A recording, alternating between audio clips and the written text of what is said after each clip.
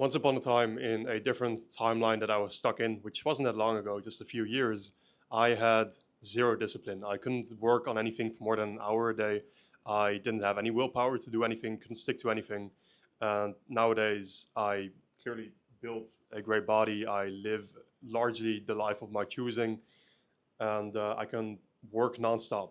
So today I want to share with you how I've made this transformation and how you can do that for yourself to really build that willpower where you can just completely crush through life and kind of coast through life by living at that intensity and making that intensity come easy to you.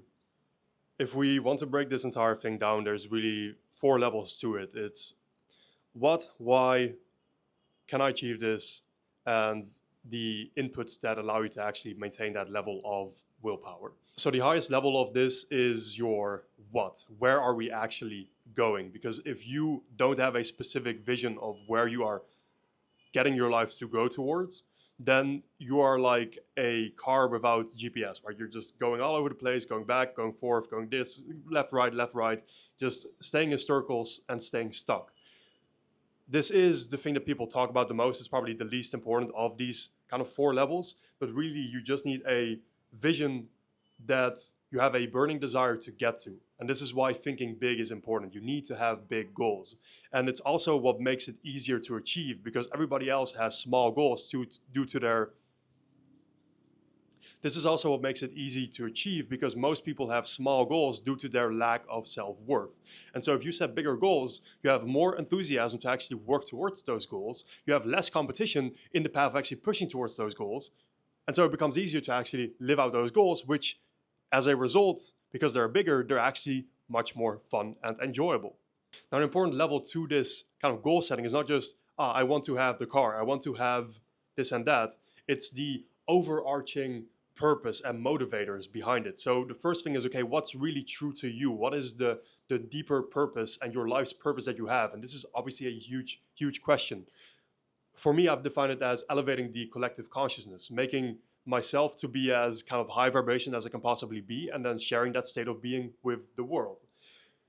Whatever it is for you, you can take the time to get clear on that. But the first level and the most basic sense of purpose that applies to all of us is just becoming the best version of ourselves and then giving that person to the world. So if you don't have anything specific yet, just hold on to that. And whatever that version of you is, get clear on that and don't necessarily even take this, oh, I want the nice car, I want the nice house. It doesn't matter. I live in one of the best apartments in this city now, and it's cool, but it doesn't mean anything because if I'm a person in this nice place and I'm still a low vibration individual, I'm not living in alignment with the person that I know I can be capable of. I don't live at my edge. I can't see any of the nice things that I've accumulated. It doesn't exist in my vision because my consciousness is not at the level where it would normally be. I've had moments literally 1 year ago where I still had only $50 to my name, and I was at the highest frequency possible because I understood that abundance is not this thing that is existent in our outside world. It is a thing that is inside of us. It is a state of being. And when you can embody a state of true abundance without having anything, that's really at least when my life changed because I could detach from my need to get all of this stuff because I really realized I don't need anything other than good food, good habits, a roof over my head, and being proud of the person that I am through the execution of the habits and doing the things that I said I would do.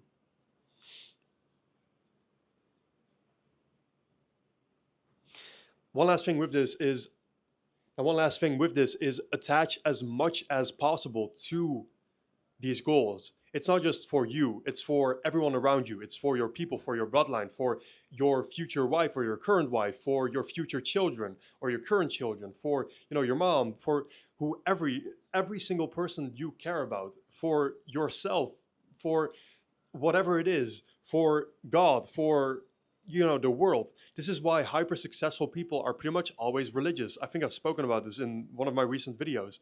It's because they attach their work and their worth and their existence to something that is bigger than themselves, which allows them to transcend themselves and bystep this entire, oh, I care so much about my own feelings kind of way of living that most people are stuck in.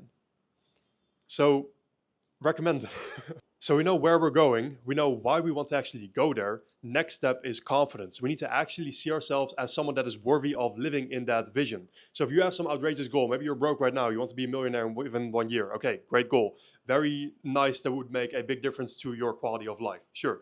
Next thing is you need to actually feel worthy of living in that situation, because if you don't feel worthy of actually being there and seeing yourself as someone who is capable of achieving that, and having an idea of, okay, if I do this, I do this, I do this, I do this, something has to work, I'll figure it out, I'll be a millionaire within a year, you're not going to take the actual actions that allow you to get there, because you don't see yourself as actually being in that position, right? So why would you actually take the actions that get you to that position? That's why confidence is so important. Every single person has goals. Very few people have the standards that allow them to have the confidence that allows them to actually achieve those goals. So see yourself as someone worthy, and that comes by continuously doing difficult habits, consistently seeing evidence of yourself as someone who is capable of achieving that next level. And when we have such an undeniable stack of evidence, that's when it becomes very easy to reach that next level. Now, these three elements that we've spoken about are very much spirit and mind related.